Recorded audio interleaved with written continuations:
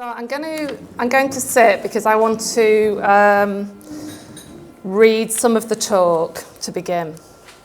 So thanks to Andy, he always gives a welcome like that then makes it like literally impossible to live up to expectations. But it is a pleasure and also an honour to be with a lot of you who I know, lots of friends who I've worked with on the Poverty Commission here, and also new people. So it really is an honour.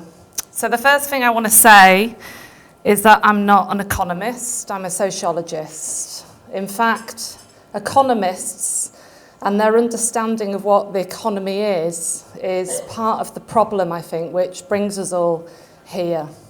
And I'm sure that Catherine and Matthew will tell us more. But I want to begin by making clear that I don't actually love economics. Historically speaking, in fact, it was the invention of economics as a discipline in the 18th century, and the ways in which free market economics became not only the language but the logic of government. The ways in which this logic has infiltrated the ways in which we think about ourselves and others, the way in which we see, do and value things and in the communities in which we live and work, the ways in which financial tools of measurement and value bestowed through free market logics have become the kind of frameworks within which we live our lives. All of this gift from economics has led us, I think, to the state we're in. So I love people and I love society, but I'm not a big fan of economics. And I think what alternative economics actually means is reconnecting and re-embedding economics back into society, reconnecting it with people. So in a way, alternative economics really is kind of like not economics in a way at all. It's about transforming economics so it can't, in a way, be a standalone system. Making economics work for and not against human flourishing. What I want to spend my 30 minutes on this morning is thinking about what austerity is, both as an economic and a political project, what austerity has done to our society and what this means. So this isn't a very hopeful talk, and I'm going to be looking to all of you for the hope.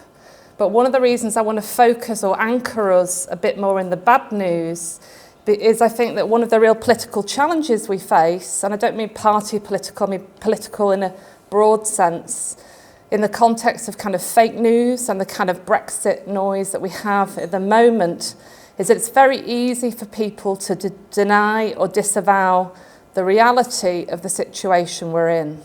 And we know in Morecambe the efforts that people will go to deny that reality.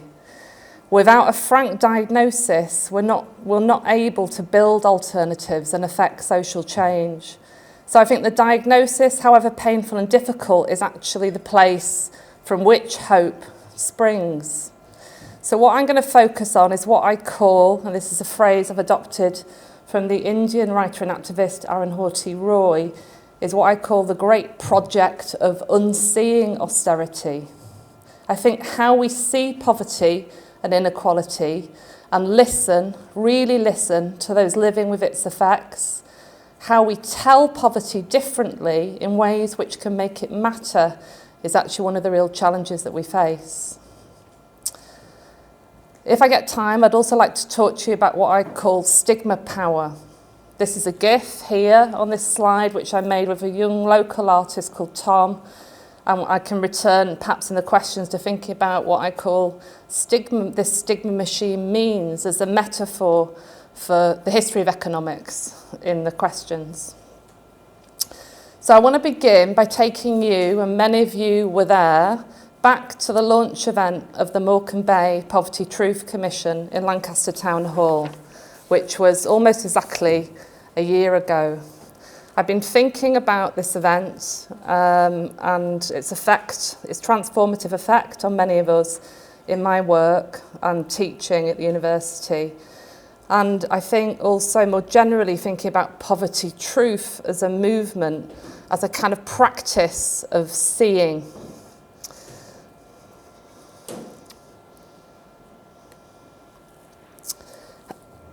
So that's what I'm calling my talk today.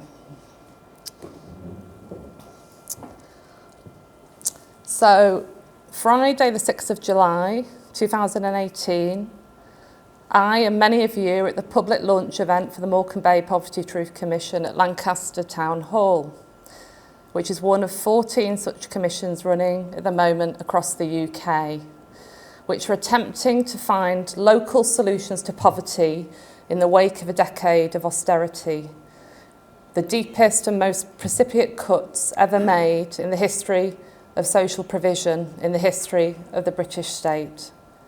About 150 people have gathered inside the slightly fading grandeur of Lancaster's Town Hall for the launch of our local commission. There's an assortment of local business people, charities, food bank volunteers, citizens' advice, homelessness workers, religious leaders, members of the refugee and migrant organisations, police officers, firefighters, addiction and mental health workers, GPs, teachers and teaching assistants, local city councillors and one of our 2 local members of parliament and many of you. We're invited into the civic space, a seat of local government and decision making for over a century, to listen to the testimonies of a dozen local people about the poverty, hunger and homelessness, the mental distress and physical ill health which followed in a wake of a decade of cuts to state and local welfare provisions. It took 6 months of work by Ali, who's here, and others in this room to enable the testifiers to have the courage to talk in public about their personal experiences which involve extreme suffering and distress. And I want to use some of Daniel's testimony, thanks to Daniel who's not here for letting me, to kind of anchor, I think, the day and why I think that we're here. This is Daniel. I was one of 9 kids. My mum felt forced to drug deal. It was the only way she could feed us. The stress on her, not knowing where the next meal was coming from, it rubbed off on us kids. Kids absorb things like that. It's really hard living like that. The only thing that held us together was the community, the people in our estate.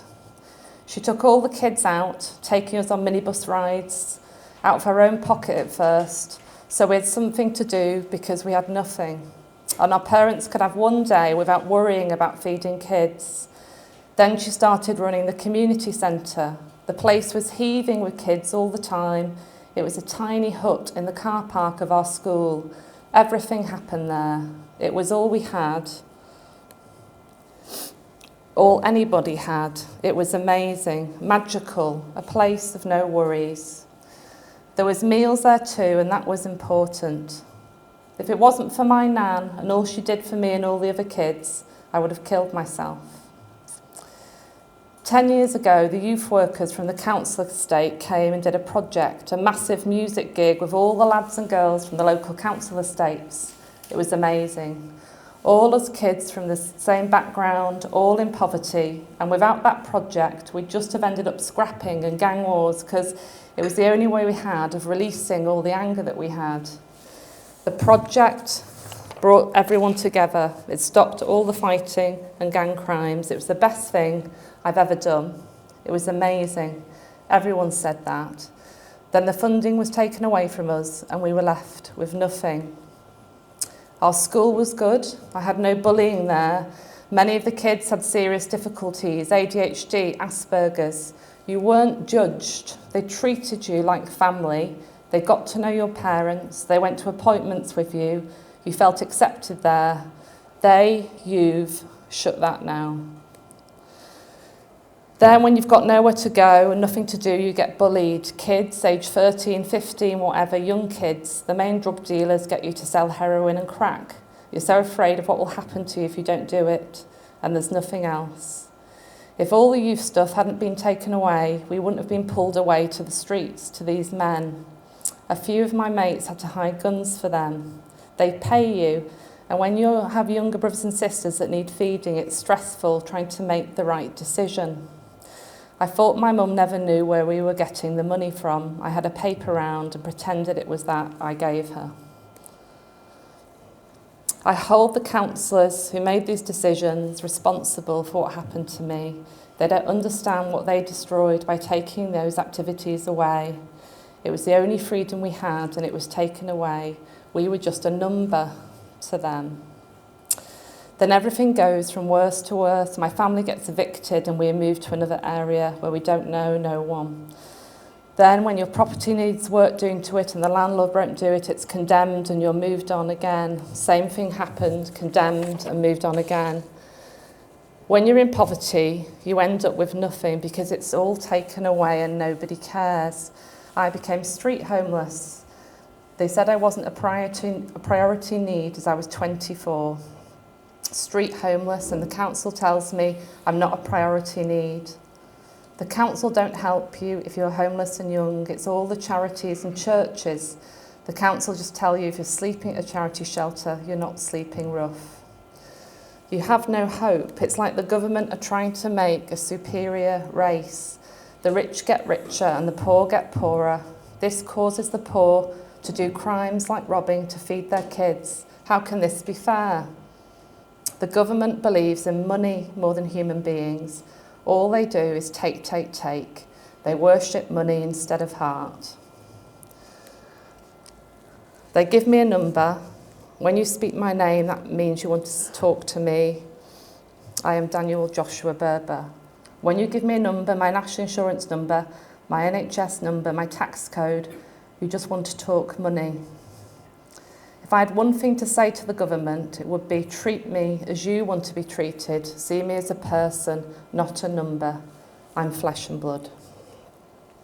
As many of you know, the impact of Daniel's testimony was palpable on those who were congregated in Lancaster Town Hall. People started crying as he spoke, passing tissues to each other to wipe away tears as they listened to his account of dispossession. In the space of a decade, Daniel saw the strangulation of all the vital lifelines, the support mechanisms and collective practices of care which have made his childhood on a deprived social housing estate in this small northern English city livable. The closure of the magical local community centre set up by his nana, the evisceration of youth and other outreach services, the shutting down of the kind, caring and inclusive local school, the eviction of his family from their home. The snuffing out of these lifelines made Daniel increasingly vulnerable to exploitation, the drug dealing he felt compelled to undertake to feed himself and his siblings, the manipulation, violence and abuse he suffered at the hands of predatory criminal men, and his own eventual street homelessness.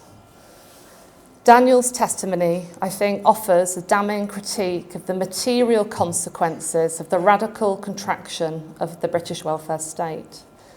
In fact, his biography tracks a decade of decision-making by local civil servants and politicians as they search for savings, cutting social provisions, redistributing resources, wealth, opportunities and value upwards and away from working-class children and young people like him.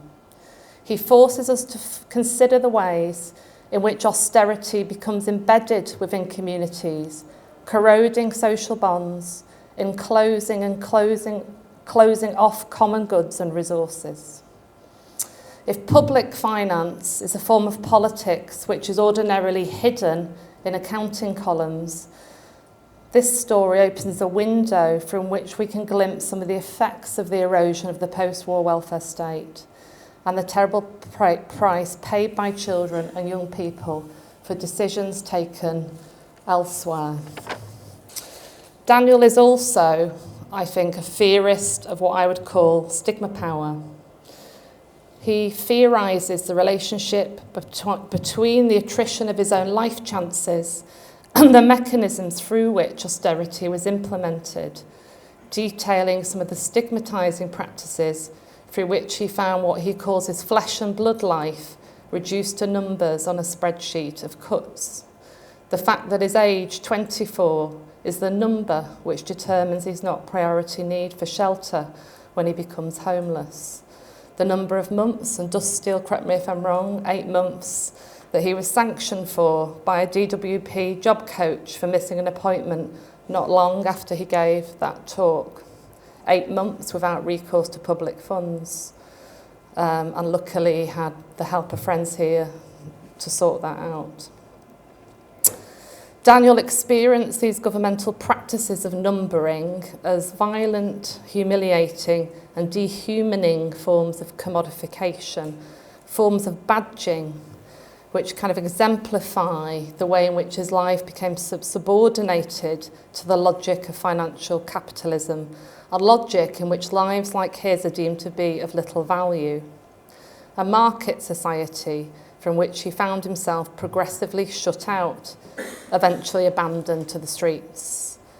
So austerity is lived by Daniel and, of course, many others as a kind of fracking of security, opportunity, resources and hope.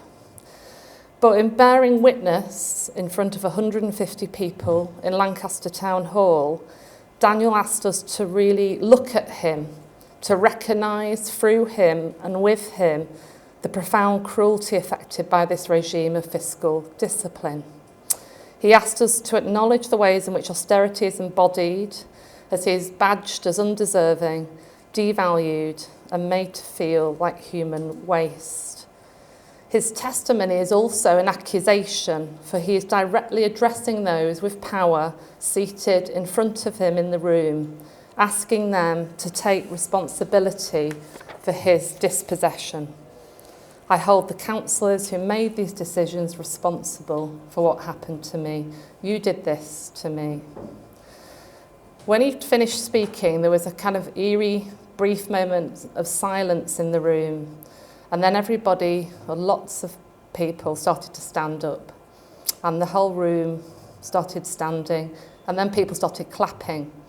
And what I kind of experienced in that response was an admission of the shameful truth which Daniel had described, a kind of recognition of him as a person with heart. I thought it was an extraordinary enactment of what the philosopher Sylvia Wynter describes as being human as praxis. The austerity state. So many of you will know this, but for you, those who don't, it's worth going to look at these reports. But in November 2018, the United Nations sent a special rapporteur on extreme poverty and human rights to Britain called Philip Alston. He was on a fact-finding mission to ascertain the impact of a decade of austerity. He wrote 2 reports, an interim report in 2018 and a final report which was published just a month ago. In these reports, he describes that what he witnessed was nothing less than the disappearance of the post-war British welfare state. He writes, although the United Kingdom is the world's 5th largest economy, 1/5 of its population, 14 million people, live in poverty, and 1.5 million of them experienced destitution in 2017. He draws particular attention to the disproportionate impacts of this disappearance on those already at the losing end of British class society, working class children and young people, low-paid women, especially working class women of colour, disabled people, and those living at the margins of Britain's increasingly punitive citizenship and residency regimes, precarious migrant workers and asylum seekers. A lot of us know this because there's so much evidence already, and Alston's drawing on that evidence from academics, journalists, charitable organisations. As my friend Chris Grover summarises, these cuts and changes to social provision have contributed to increased poverty rates, falling living standards, the expansion of precarious wages, deepening disabled, gendered and racialised inequalities, a colossal increase in homelessness and rough sleeping and food and fuel poverty. In short, the austerity state, what characterises it is the inability of increasingly large numbers of people to access the basic resources of shelter, food, heating and healthcare which they require to adequately sustain the lives of themselves, their children, disabled and elderly relatives.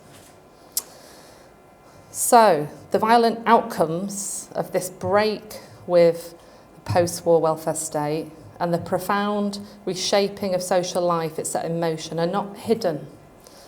Nobody living in Britain in the last decade can have failed to notice the profound social changes affected by austerity. As Alston concludes, it's obvious to anyone who opens their eyes. Indeed, it's difficult not to see the effects of this programme of reform. We could look at homelessness, rough sleeping. The smallest but most visible tip of the homelessness crisis has risen by 165% in England since 2010. Some local authorities have attempted to invisibilise rough sleeping and begging in public and commercial settings, including London and Liverpool, who've worked the Home Office to deport non-national homeless people from the state itself. But even despite these efforts, we can all see the scale of homelessness is impossible to hide. Other symptoms, such as hunger and mental distress, are less acutely visible. Here we need quantitative, that means numbers, evidence, and qualitative, which means kind of experience evidence, to help us build a picture of what the disappearance of the welfare state means. What we know is that austerity reforms of benefit systems targeted working age adults, and that this had a particularly pronounced impact on levels of child poverty. So Britain's leading microeconomic research institute, the Institute for Fiscal Studies, has detailed how austerity wiped out the legacy of all previous attempts and political promises to eradicate child poverty. Child poverty, however we measure it, has been increasing continuously since 2011. Okay. Health. While austerity cuts have been implemented with haste, many physical symptoms of austerity are much slower to reveal themselves. Deprivation accumulates in bodies over lifetimes. Nevertheless, health professionals have already documented growing evidence of conditions not only exacerbated by poverty, but caused by it. National level data reveals levels of malnutrition amongst people admitted to hospital have doubled in the last decade. There is evidence also of rises in diseases associated with poverty. That austerity is making people physically ill is underscored by the fact that life expectancy rates are declining amongst some population groups. So the National Office for Statistics published data in 2018 that revealed that the predicted lifespan of deprived women in Britain had fallen for the first time since the 1920s, and that the gap in life expectancy between the poorest and most advantaged women in England had reached a record high, now standing at 7 years and 5 months. So if you're a poor woman, you stand basically to live 8 years less than you might have done if austerity hadn't happened.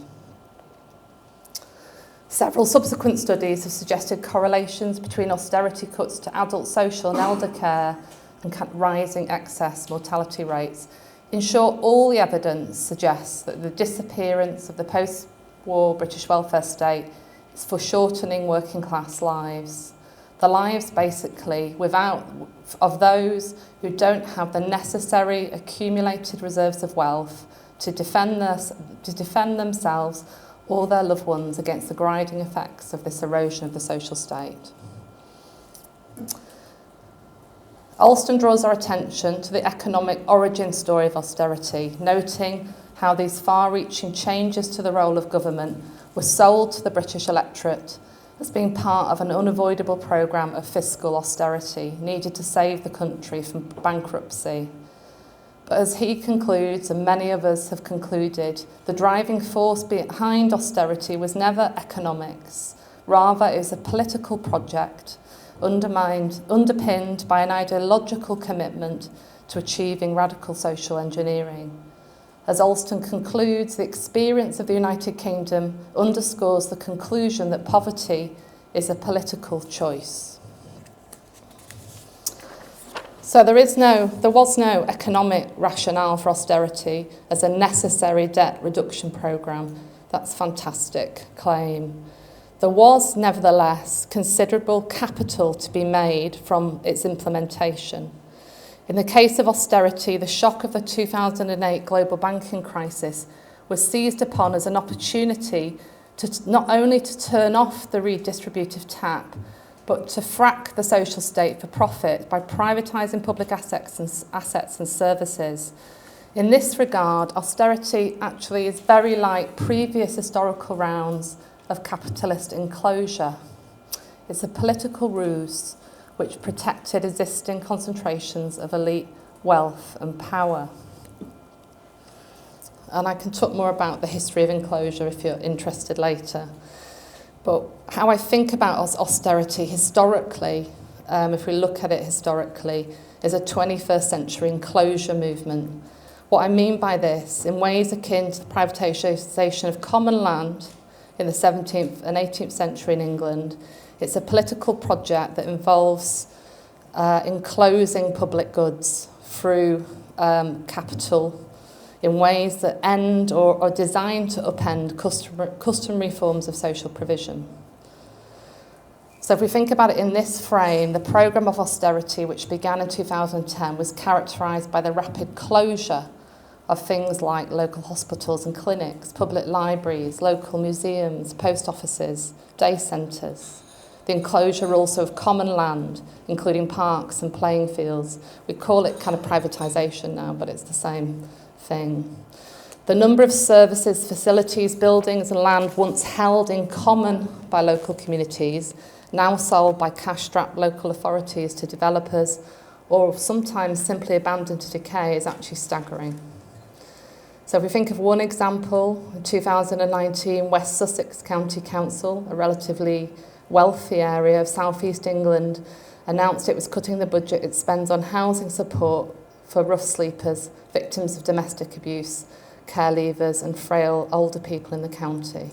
It wanted to cut the budget altogether. In the end, it cut it from £6.5 million to £2 million.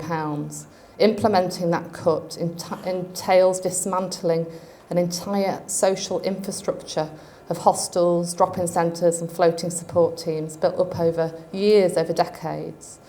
So what we're witnessing in austerity Britain is the enclosure of what I call the local welfare commons.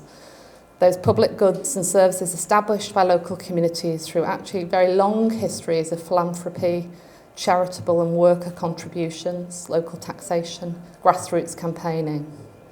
So we're seeing entire material infrastructures, buildings, services and land, hospitals and schools which local communities campaign for, and very often, like they did in Lancaster in the 19th century, paraded through the street for. Those things are disappearing. Local patchworks of welfare institutions and services built up over centuries were absorbed, of course, into the British welfare state in the 1940s and 50s.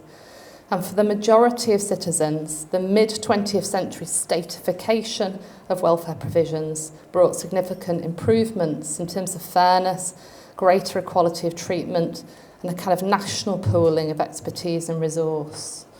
So this is what's kind of being reappropriated. So if we think about the longer history of welfare, austerity is, in effect, a government-orchestrated programme of theft, and it's not the first. It's not just buildings, of course, and services or material resources which are enclosed, but generations of public sector knowledge and expertise. 1 million workers in the public sector have lost their jobs. Some statutory services have been contracted out to for-profit private sector organisations, but employment contracts are more precarious, work lower paid, and conditions of work less protected. Lots of you here are volunteer workers, but you know also that keeping services going as volunteers is not ideal. After a decade of cuts, many volunteers are burning out. There's also a different way of thinking about austerity as a form of enclosure in terms of the way it encloses people. So as social safety nets are cut away, and people start to fall through the gaps in this kind of emergent, uneven, fragmented patchwork of charitable provision, you get increasing rates of social isolation and loneliness, particularly elderly people and disabled people. Children with special and complex needs who can't get the support they require in school settings because of cuts to school budgets, and actually increasing numbers of children are outside the formal education system altogether. So, seeing and unseeing.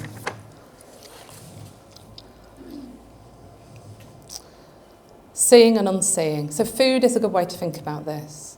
It's now estimated that 10% of the British population is food insecure, defined as experiencing hunger, the inability to secure enough food of sufficient quality and quantity to enable good health and participation in society. Food banks, and Annette here, who's manager of our food bank, could tell you much more than me about this.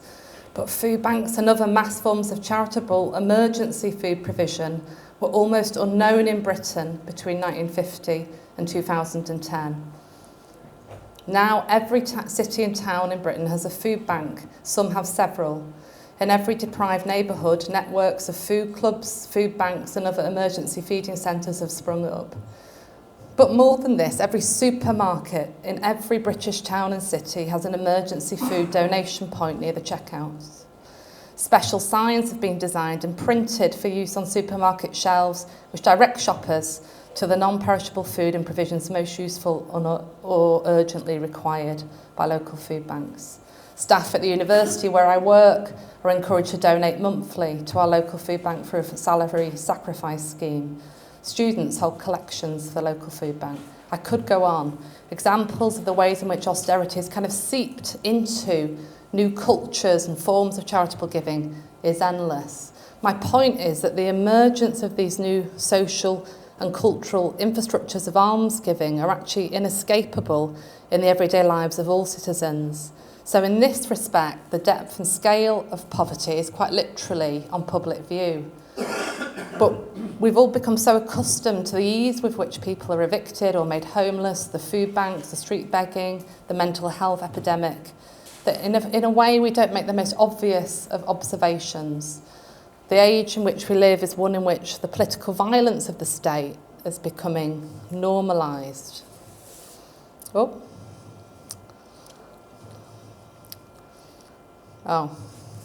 it's going to shut down on me. So one effect of this normalisation of austerity is that the impoverishment it's affected is both kind of hyper-visible on every street corner and every supermarket exit.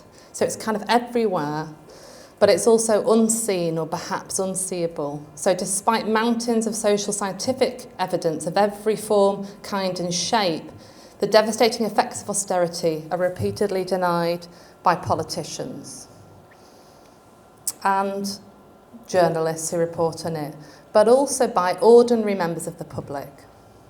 So last week I was reading, for my sins, a Daily Mail newspaper story about child hunger in Britain. And these are some of the typical comments that people had written in the replies. There is not one single kid in poverty in this country, not a single one.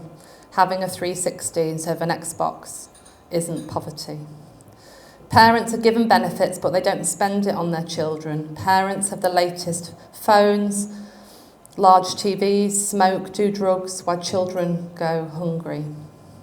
The poverty delusion is just unreal. Problems fabricated by the left-wing media. What I see is virtually full employment. Anyone that really wants a job has one. Lots of well-fed, if not fat people, not looking very hungry. So people see austerity through the lens of media depictions, through the lens of things like what's been called poverty porn, reality television, but also mainstream news coverage. But this disavowal of austerity was underscored, I think, by the response of government ministers to the Alston report. So while I was writing this talk or thinking about it, the Chancellor of the Exchequer, Philip Hammond, was interviewed on Newsnight on the BBC. He dismissed Alston's report as nonsense. He said, "I don't accept the UN rapporteur's report at all." He said, "Look around you, that's not what we see in this country." So this claim that the Alston report is untruthful because he cannot see the effects of austerity, I think it's both disingenuous but also chilling. For people like Hammond, who's a multimillionaire, the market economy, and this is a quote from that interview, "The market economy is the way to deliver a prosperous future for Britain. Austerity isn't the problem. There is nothing wrong," he says, "with the theory of how a market economy is supposed to work in generating and distributing wealth, because that's the way the textbooks tell us it will work. Rather," he says, "the problem is that people are not, as he put it, experiencing this economic doctrine in the right way." So what Hammond seems to be suggesting is that international experts on poverty need to be tutored to perceive the effects of austerity differently. They need to unsee poverty, or perhaps perceive deepening pockets of poverty, illness, homelessness, hunger, and avoidable deaths as a necessary stage in the implementation of market-based solutions to the problem of state welfare itself. And Alston notes when that he read about this, what he describes as a total denial of a set of uncontested facts in British government responses to his report, he thought he might be reading a spoof. In social and political contexts where expert evidence about the effects of austerity, including evidence collated by the government's own official accounting bodies, can be so swiftly denied as nonsense, how can those of us who are concerned with rising levels of poverty articulate the evidence? This dilemma is exacerbated by the fact that poverty is often experienced as deeply shameful. People go to great lengths to conceal the scale of the difficulties they're facing from others. Local perspectives on the impacts of austerity are particularly important because it's local authorities, as many of you know, who perform vital roles in providing the social safety net who've been most dramatically cut. And I'm probably run out of time, haven't I? But just something about local authorities before I end. Local authorities, and it's a complicated system that Matthew could tell you more about, tiers and types of local authorities in Britain, but actually finding out about how they work has been really helpful for me. But the scale of cuts to local authorities is actually staggering. Central government grants to local authorities have actually been the primary mechanism that were the primary mechanism for redistributing taxation to local areas have been reduced by 50% in real terms since 2010, with an additional 77% cut being implemented at the moment. So the politics of austerity was dumped onto the local state. Austerity was devolved to the local level. And what national level accounts of the impact of austerity conceal, I think, is correlations between the depths of cuts in areas of already existing high rates of poverty. So in England, and Scotland and Wales are more protected actually, in England it's in the north of the country that the most severe cuts have happened. So in short, the effects of austerity are radically geographically uneven. And actually I think that contributes to seeing and unseeing austerity, who sees it and where it's seen. Okay. Local authorities are drawing on reserves to try and cope with the devolution, what's a devolution of funding to local areas. They're supposed to raise money from business rates, from selling their assets as a way to kind of buffer shrinking grants. But of course, if you're in an area of lower property value, that's much more difficult. And it's actually county councils, of which we're in here, Lancaster County Council or Cumbria County Council, that are the councils that have had the most severe cuts. Councils have started to are facing bankruptcy, and in 2018, West Midlands Local Authority declared bankruptcy. The National Audit Office has revealed that 1 in 10 counties could run out of reserves by 2021. So if austerity continues as currently planned, we're going to see these kind of bankruptcies happen.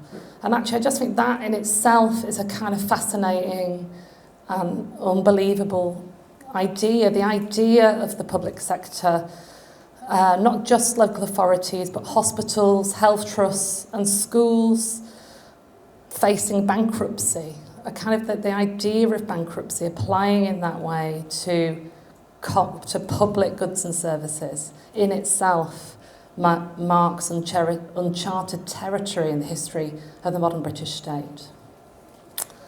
Lancashire County Council, where we are now, our higher tier authority, in 2019 on Valentine's Day, in its attempt to balance the books, passed a £77 million package of cuts to services for vulnerable adults and children. And it's committed itself to finding an additional £135 million of savings in the 4 years from 2021 to 2022. So austerity isn't over. In fact, we're kind of about halfway through. And protesters outside Preston City Hall held up signs that said Valentine's Day Massacre when that budget went through. My intention here isn't to blame local authorities for cuts in services in the context of national budget setting. It's beyond local political control. But what's really important, I think, is to draw attention to local fiscal responses to austerity, to examine the ways in which the logic of neoliberal capitalism kind of becomes embedded in the structures of local government. So local authorities become encouraged, indeed compelled, to kind of reimagine local resources and infrastructures, services, buildings and lands as financial assets, rather than community resources whose value lies in their use. State actors become increasingly, and very often unwillingly, but participants in the implementation of these projects of accumulation through dispossession. More than this, implementing these changes takes significant time and labour. Over the last decade, cutting budgets, demolishing services, and closing local welfare commons has become the dispiriting day job of probably many of you, many civil servants and local politicians. So it takes time, actually. It takes all of your time sometimes to actually do the work of making the cuts. That becomes the work of a lot of people. And then there are questions about what this does to democracy itself. What does it mean to vote for local politicians, to vote to participate in democracy locally when the constraints of the budget are so severe, where there's so little room for manoeuvre? And of course, this is a very more hopeful story that Matthew's going to tell about why it can still, there's still hope in this system of devolved budgets. But I think austerity is an anti-democratic movement. It's an anti-social movement. So the question is how we deprivatise. So this is a privatisation and a closing off. How do we deprivatise our everyday lives and create cooperative forms of living against this? And the struggle I kind of guess I want to focus on this morning is partly about the frames through which we see and listen. So going back to Daniel where I began. How do we see and listen and understand what's happening? The frames through which we see austerity are part of the kind of are a key to the struggle that we face. And grassroots movements like the Poverty Truth movement are key to this. So my question for this morning, after this very dispiriting talk, but truthful talk in terms of the evidence, is how can we see poverty differently?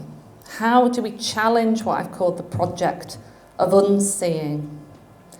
How do we story poverty in ways which can break through the stigma? And this isn't just about speaking to people with power, politicians, etc. They've got their own agendas.